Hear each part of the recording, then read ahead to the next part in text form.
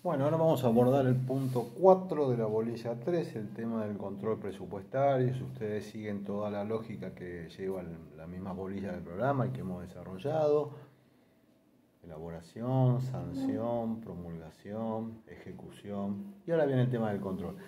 El tema del control, si bien uno solemos escuchar y que la gente piensa que hay poco control, digo, para los gastos estatales, en fin, los mecanismos jurídicos, institucionales están creados y bueno, y en todo caso podrá ser una cuestión más de eficiencia o eficacia en este contralor, pero los mecanismos están. Eh, Podemos diferenciarlos en diferentes situaciones o tipos de contralor. Vamos a prender la luz. Ahora sí seguimos, un poquito de claridad en la cuestión. Les decía, hay diferentes tipos de control del Estado. No vamos a hablar de hecho comparado, de esas cuestiones.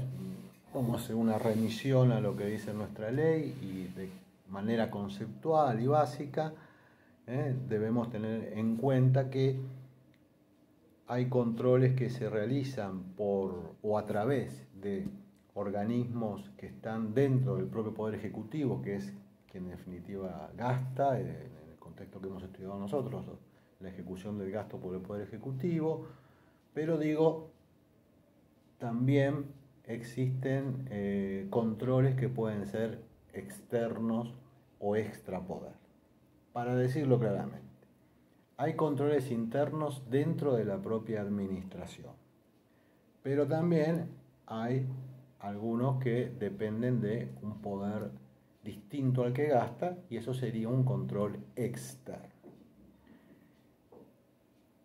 En este esquema, y para ir poniendo ejemplos, les podemos comentar que, por un lado, ¿se acuerdan cuando mencionamos en el video anterior el tema de Contaduría General de la Nación y la misma Tesorería? Ellos ya tienen sus propias normas y regulaciones que deben cumplir, ¿verdad? O sea que no son pasos bobos, sino que cada uno de los estamentos que participan lo analizan en el marco de sus competencias. Pero desde la ley 24.156, un ejemplo de control interno es la llamada Sindicatura General de la Nación, conocida por las siglas SIGEM, y que están creadas a partir del artículo 96 de la ley 24.156, y aquí me remito simplemente decirles que es un órgano que depende del Poder Ejecutivo, por eso es control interno, pero está en un nivel de autarquía funcional con el Poder Ejecutivo.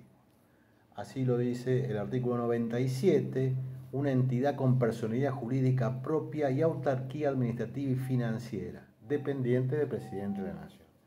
Siempre cuando hablamos de autarquía financiera, bueno, es la que le da el presupuesto, es la que le da el presupuesto. Esto quiere decir que se ha generado un nuevo organismo que no es parte de la burocracia interna. Está como separado, pero controla todas las operaciones económicas que el Estado realice, desde ya y de lo básico, chicos, todo lo que aquellos que hemos mencionado que se cumplan adecuadamente con las etapas de la ejecución del gasto. Obviamente que tiene que coordinar tareas con contaduría, incluso con tesorería, puede hacer observaciones. Si hace observaciones, la sindicatura se encuentra normalidad y las debe notificar al presidente de la Nación. El presidente, podrá apartarse de ellas con motivos fundados, pero esto hace a una mirada, si ustedes quieren, un poquito, entre comillas, ¿no?, independiente de lo que es el andar del día a día de los organismos administrativos, que como ustedes saben tienen su propia burocracia para el gasto, oficinas de liquidaciones administrativas, financieras, y que si bien tienen normas homogéneas a través de la contaduría, tienen esta mirada de la sindicatura. todas sus funciones, cómo está organizado, todo está en la Ley de Administración Financiera, a eso me voy a remitir, ¿verdad? Ahora, también existe la posibilidad de un control externo, y el control externo sí, porque lo miramos aquí, lo miramos porque en nuestro régimen constitucional incluso está previsto un órgano de control externo. Y esta es la Auditoría General de la Nación. Remito a la lectura indispensable del artículo 85 de la Constitución Nacional, el constituyente lo ha incorporado ahí como con rango constitucional precisamente, y que es externo. ¿Por qué? Porque la Auditoría General de la Nación, al revés de la sindicatura, es un órgano extrapoder, está en el marco del poder legislativo. Es decir que el poder legislativo, en términos del artículo 85 y de la ley 24.156, que nos da todas las precisiones del caso, es quien controla también de qué manera gasta el sector público nacional. En este contexto, fíjense, es lo que se llama esta auditoría también un ejemplo de estas clases de controles políticos. ¿Por qué político? Porque lo está haciendo precisamente el órgano legislativo, y además fíjense que está previsto que el auditor general de la Nación, quien encabeza el mismo, sea un representante de la primera minoría parlamentaria de la oposición. Uno de estos clásicos ejemplos de control cruzado. Entonces, en el ámbito nacional, órgano de control interno, la sindicatura, está todo en la 24.156, órgano de control externo, la Auditoría General de la Nación. Esto no implica que a la vez haya un control, si ustedes quieren, político, que en cierta manera ya dijimos, la Auditoría General de la Nación es un control también político, pero externo y político. También tenemos acá que reivindicar un poco las funciones del Congreso, ¿verdad? Porque fue el Congreso el que sancionó la ley. Después debería estar interesado en saber cómo terminó la historia. Y es así que la Constitución prevé que el Poder Legislativo luego debe debe aprobar o desechar la cuenta de inversión. ¿Qué es la cuenta de inversión o cierre de cuenta? Bueno, es el resumen de lo que en el ejercicio fiscal, periodo anual, el Estado ha recaudado y ha gastado. ¿Está? Esto finalmente se hace un resumen, hay que remitir cada entidad descentralizada o organismo del Estado, lo remite a la oficina de presupuesto, esto va a contaduría lo eleva al Poder Ejecutivo, ¿verdad? Y luego este resultado del ejercicio va a la legislatura para que apruebe o deseche la cuenta de inversión, el cierre de cuentas, es decir, que un típico control político a posteriori.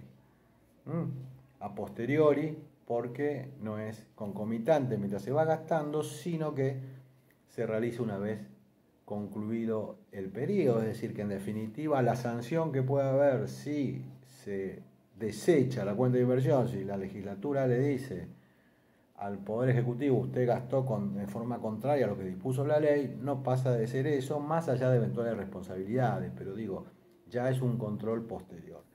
Pero también queríamos un poco señalar que durante el ejercicio puede haber un control político, y es este derecho que tienen los legisladores y obligación que tiene el jefe de gabinete, según dice la Constitución, por indicación del Poder Ejecutivo, del presidente, digo, de concurrir para informar. En todo caso se utiliza este término de interpelación, ¿verdad? Pero la idea es que vaya e informe de las determinadas situaciones que le sean reclamados por parte de los legisladores. Lo mismo tiene la obligación constitucional de elaborar informes trimestrales para conocimiento de los legisladores. Estos son ejemplos de típicos controles políticos. Dicho esto, simplemente unas palabritas porque está en el programa. porque con esto cerraríamos nación, ¿verdad? Es decir, un esquema burocrático, unas etapas de ejecución, contaduría, tesorería, pero además un control interno, sindicatura, un control externo, auditoría general de la nación. Reitero, no estoy hablando acá de responsabilidades, ni tampoco de eventuales cuestiones penales. Estoy hablando simplemente del esquema de control básico del Estado Nacional. Pero, como lo reclama el punto, hacemos una breve mención al Tribunal de Cuentas, que es el típico organismo de control externo en la provincia de Buenos Aires. No hay auditoría, no hay sindicatura. En provincia de Buenos Aires tenemos contaduría y tesorería, rango constitucional, fiscalía de Estado que representa o defiende judicialmente los intereses del fisco, pero está el Tribunal de Cuentas, que es un organismo también autárquico dentro de la provincia de Buenos Aires y que ejerce el control de las cuentas provinciales y municipales.